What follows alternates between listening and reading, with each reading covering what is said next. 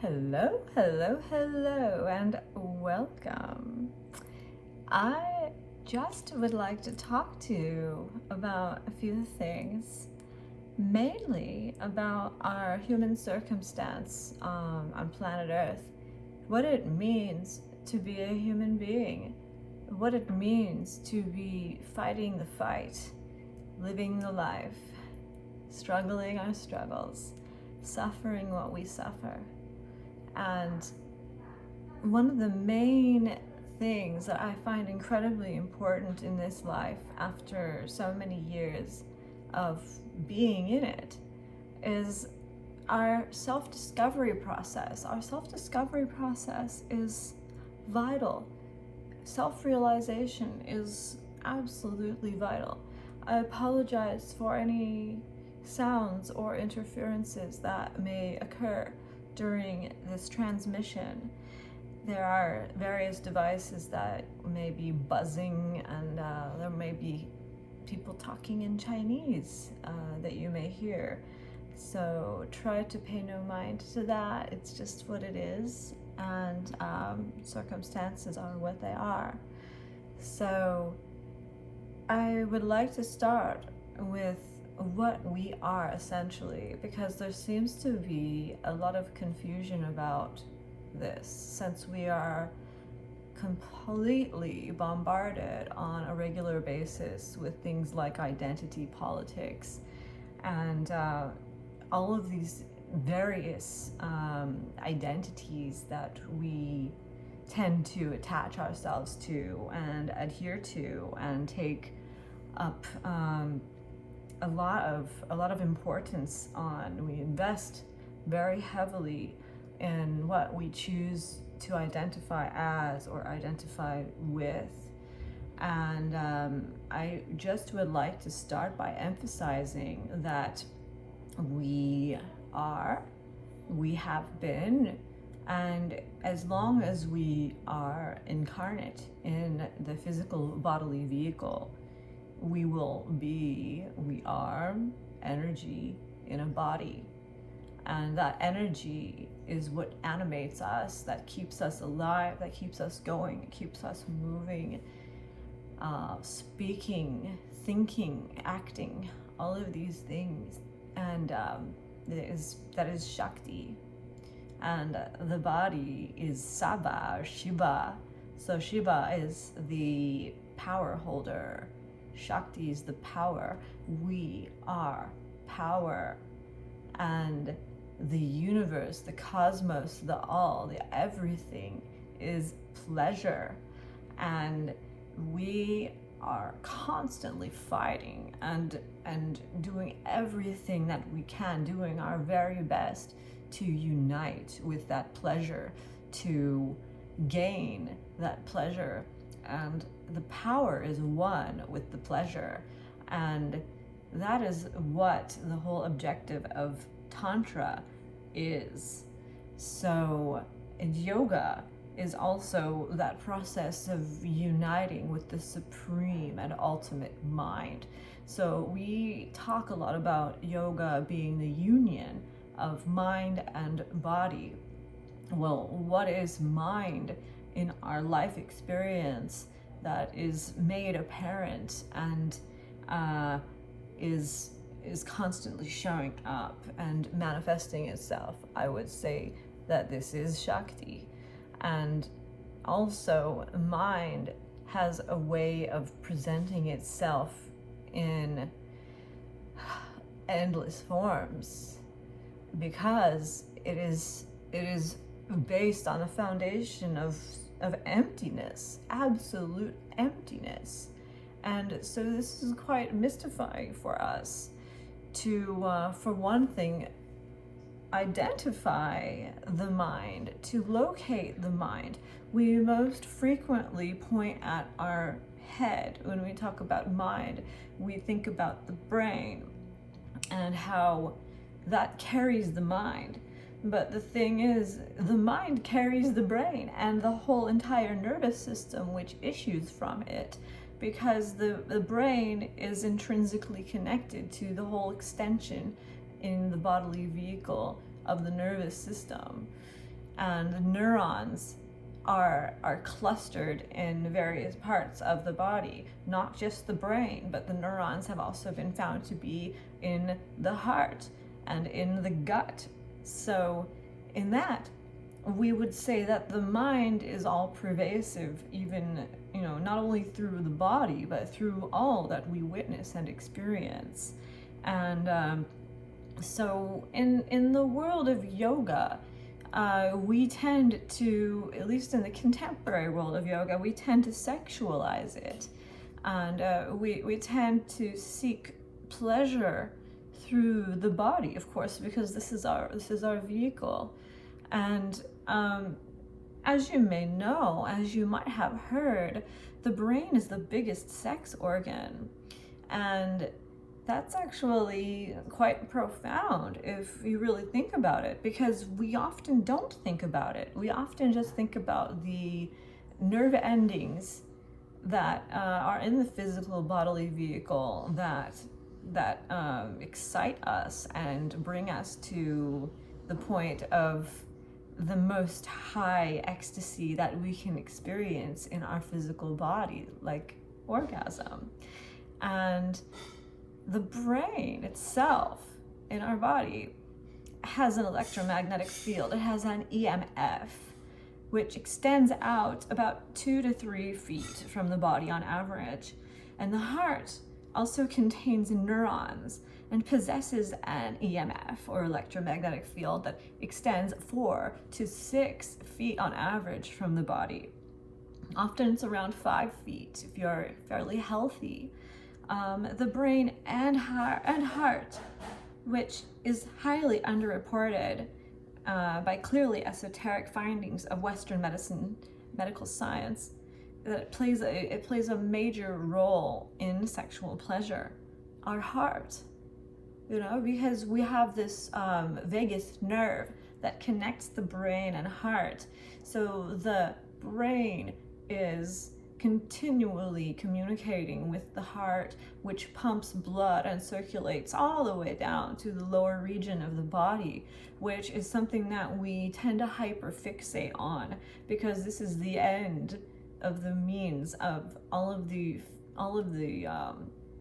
carriage, all of the baggage, not baggage, what's the word? The wiring, that makes us what we are.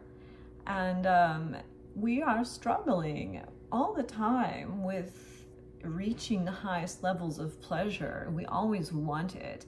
Most of us nowadays have grown to be quite hedonistic, and we do what we can to get that pleasure that we want.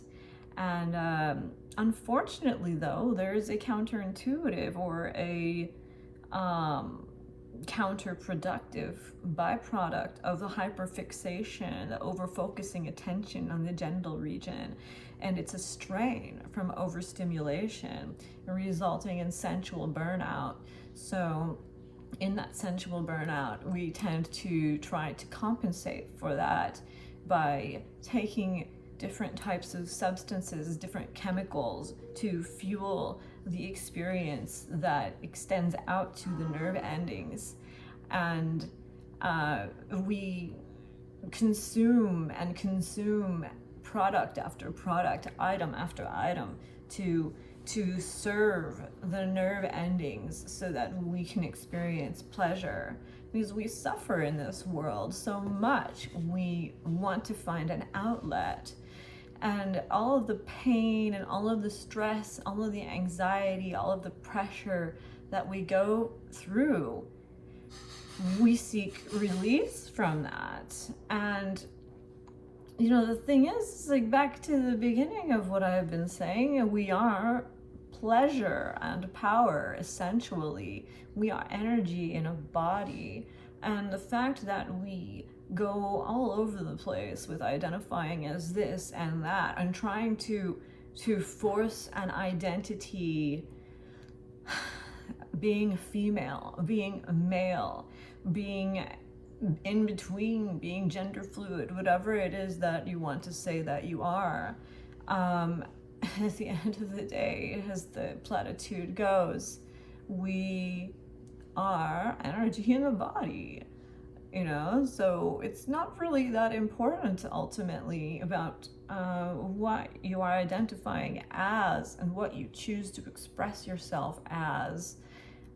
You are entitled to express yourself freely and with freedom, and that's wonderful. Yet, if we do not apply principle in the way that we express ourselves, then a lot of things get lost, a lot of things get diluted. And when we overstimulate ourselves and we burn out our nerve endings, or genital regions, if you will, we're failing to appreciate the entirety of the divine instrument of one's physical entity vehicle. And it's a kind of a crime, actually, that we're doing against ourselves to focus on trying to have the best orgasm, and you know, all of these things that we're led into in this life, to you know, all of the seductions and the desires that we go through. We torture ourselves, and we fail to appreciate the divine instrument. We have all of these things that we call chakras, and from my studies and my experience, it appears that we originated as completely clear channels for this power and this pleasure on this planet, on Gaia.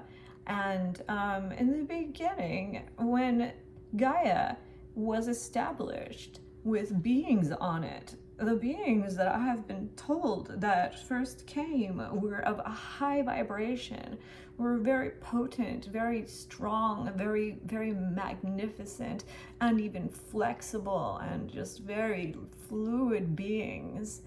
And we became more constricted, more stiff, and less filled with pleasure as time went on. And this is just part of the natural progress, because as Gaia developed, beings of lower vibration began establishing here. We began eating the foods of this planet, which also caused our vibrations to decline. And the failing to appreciate what we originated as, we lose sight of where we can go. And when the chakra system was developed, it was through siddhas, people who were quite accomplished in their meditations and in the study of the entity that we are, and on a universal level, they began realizing that we have certain blockages in our channels. And in finding these blockages, we discovered these energy centers called chakras. And these chakras are actually characterized originally, this is a theory, by the way, as blockages themselves, or at least blockage centers, areas of concern.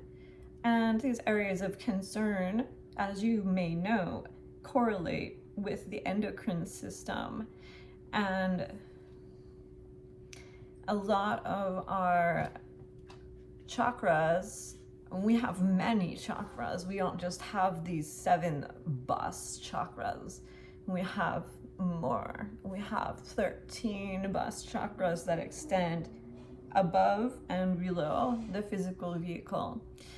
And they are part of the energetic channel that we are, that extends beyond the physical body. I know I may be losing some of you with this long-winded talk, but the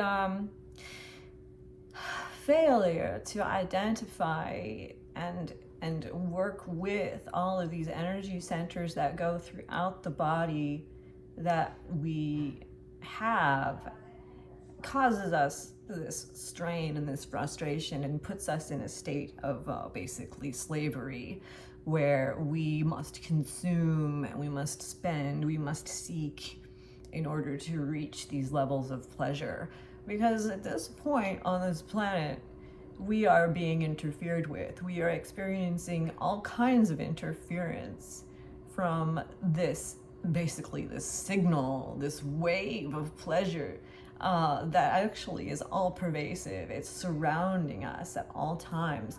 So we use substances in order to block out some of the lower vibrations and let the pleasure in so that we can feel it.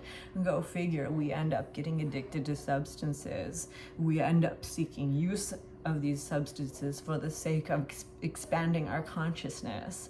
But it has a negative effect. It has a downside where it starts to burn out the nerve endings.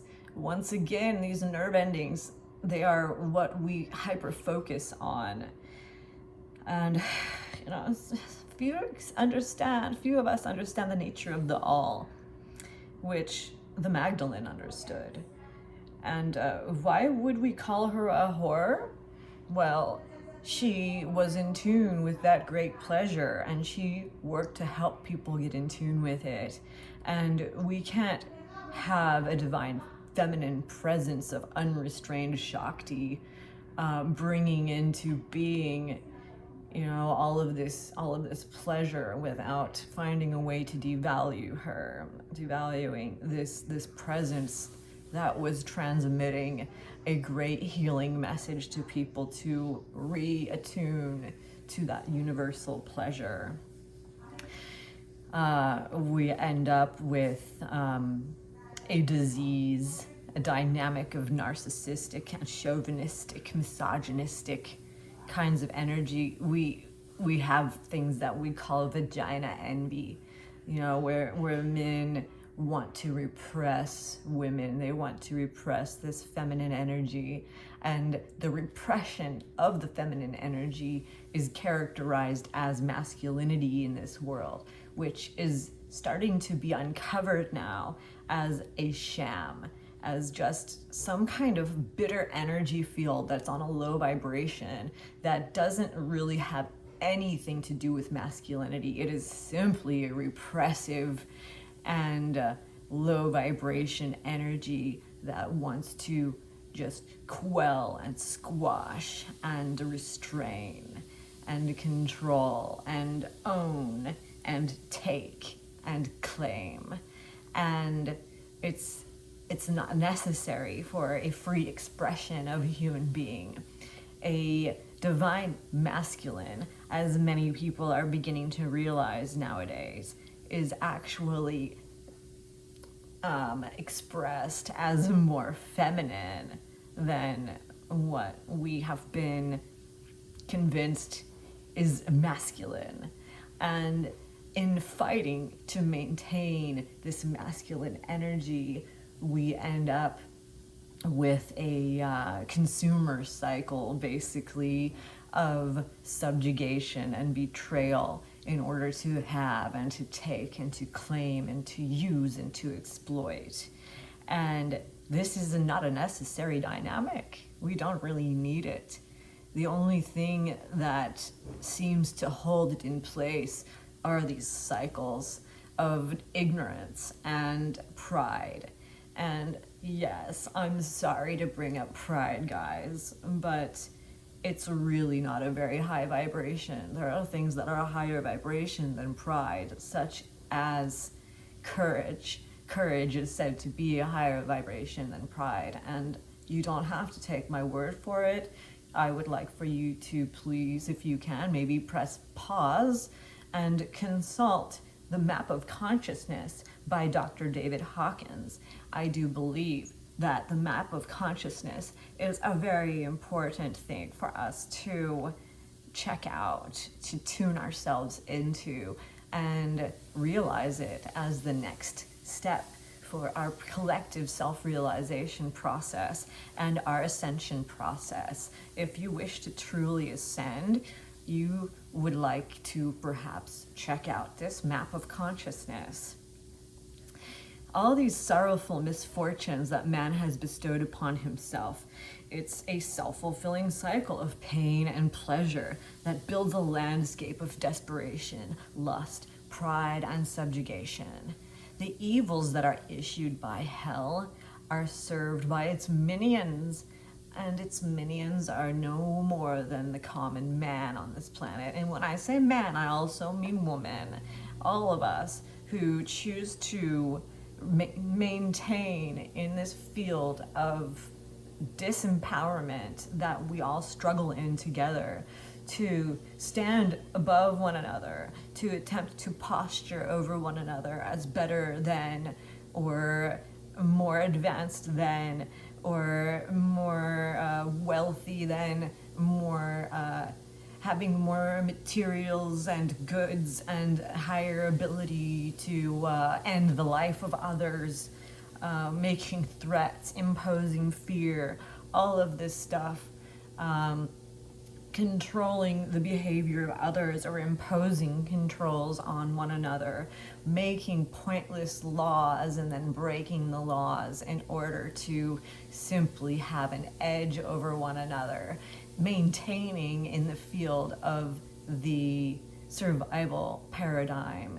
which is below integrity. If you have consulted that map of consciousness, you understand what I'm beginning to talk about here. And this dynamic of the survival paradigm is what keeps us in these cycles of this disempowerment, where we are just clawing at one another to have an advantageous perspective or position over the other, to have control over the other, to subjugate the other, and the ignorance-based abuse of this Shakti, which we all have as a birthright, it must now be unpacked for us to realize how we have gone so astray with our greed and our avarice to gather pleasure for ourselves. We fight for this pleasure, and those who have been repressing and controlling and imposing fear and forcing other entities into slavery and into states of anxiety and confusion and fear, and maintaining that passion to simply just take, and to have, and to keep, and to hoard. These people who have been telling us what power is, they have been teaching us an inverted dynamic of power, because this is not power that they're teaching us. This is just hoarding. This is actually force. And when force poses as power, we have a disempowerment dynamic. And in that disempowerment dynamic, we use each other in order to get what we want, and we just perpetuate suffering. So I hope that you didn't find this talk to be pointless. Feel free to ask any questions or make any comments. I am excited and happy and looking forward to hearing anything you've got to say, even if it is opposing what I've got to say, or even if you would like to perhaps mock or maybe even accuse me of insanity or being on some kind of drug myself. I can guarantee to you right now that I am absolutely sober. This is me being sober. And so foolish it is to covet a goblet of salty water in the middle of the sea. Bitterness is born while you covet blindly in the midst of unrealized and just unappreciated abundance.